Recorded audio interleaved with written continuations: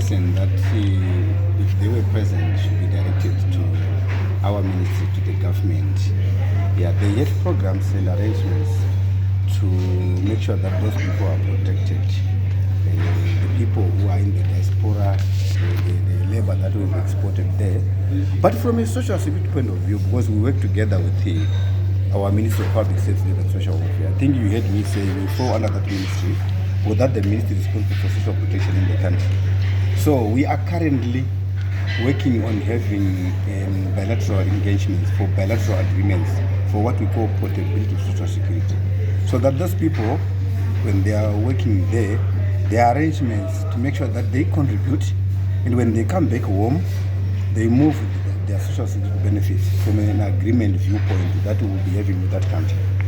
I can preempt that we have an engagement that is going to be ongoing between Zimbabwe and Rwanda, for instance, because I think you know about the program where we are exporting a lot of teachers to that country, and the government is taking cognizance that they were contributing to their NASA. They are now there, but they will still come back and will need income security. So there is some discussion to have some bilateral arrangements so that there is portability of social security. They will not come back and become a burden to the government. Because like I said, if they don't have social security, which will actually replace income or provide income security, they will still remain a burden to the government. Well, the government is a social contract to look after its citizens. But then if we work together to make sure that as they are working, they are also contributing for their social security, it means the government will have less of that burden. I think from our information sharing and the exchange of ideas with the Zambians, they have even said they will be happy for us to discuss on this kind of thing, some bilateral agreement for the social security. And I know that there is also a Wenela program.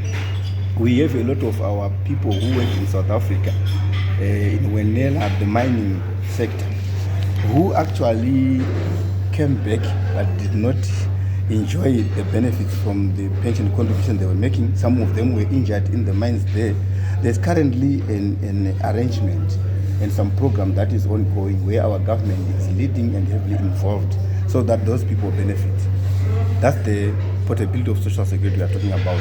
So we have not done much, but there is some interventions in place and some programs going on to have mainly the bilateral agreements. Eventually, because if you look at Africa under Agenda 2063, they want to see an Africa where there is total portability within Africa of social security benefits.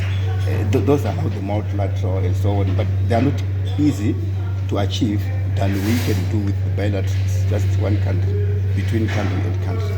And that's what we are trying to do. And the government is really doing that under the Ministry of Public Safety and Social Welfare. Thank you. Thank you.